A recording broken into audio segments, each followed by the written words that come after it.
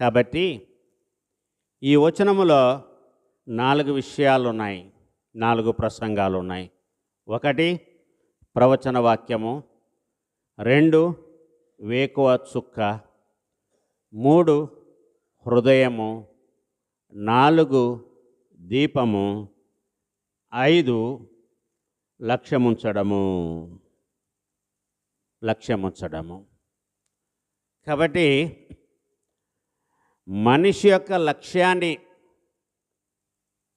ఒక లక్ష్యాన్ని మనం ఏర్పాటు చేసుకోవాలి. జీవితంలో ప్రతి ఒక్కరికి కూడా ఒక గురి అనేది ఉండాలి. దాన్ని చేరుకోవాలి, దాన్ని ఛేదించాలి. అదే మన జీవిత ఆశయముగా మనము పెట్టుకోవాలి.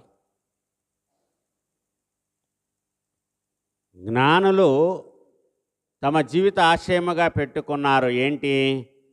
యూదులకు రాజుగా పుట్టిన వాడిని చూడాలి. కాబట్టే ఆ ప్రదేశము చేరేంత వరకు వారు ప్రయాణము చేస్తూనే ఉన్నారు. జ్ఞానులు కనపడలేదు, ఇది ప్రయాసతో కూడిన పని, ఇది ఆయాసముతో కూడిన పని అని ప్రభునందు ప్రియులారా జ్ఞానులు ఆగిపోలా. రాత్రిపూట పొలములో ఉండి తమ మందను కాచుకుంటున్న గొర్రెల కాపర్లకు గబ్రియేలు దూత చెప్పిన మాటలను విని నమ్మి వాళ్ళు కూడా తమ ప్రయాణాన్ని ఆ రాత్రిపూట వాళ్ళు ప్రారంభించారు. జ్ఞానులు పగటిపూట తమ ప్రయాణాన్ని ప్రారంభించారు.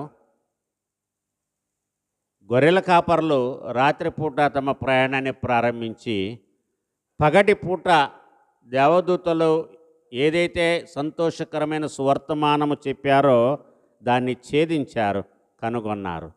ఎందుకంటే వారు కూడా దేవదూతలు చెప్పిన మాటలను లక్ష్యముంచారు, అంటే విన్నారు. మనము విని మర్చిపోతాం, చెయ్యము.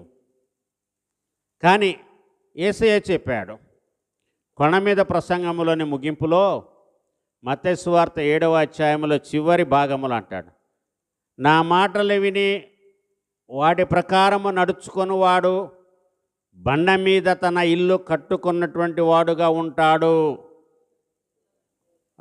వాన వచ్చింది, వరదలు వచ్చింది, ఆ ఇల్లు పడిపోకుండా అదేవిధంగా నిలవబడింది.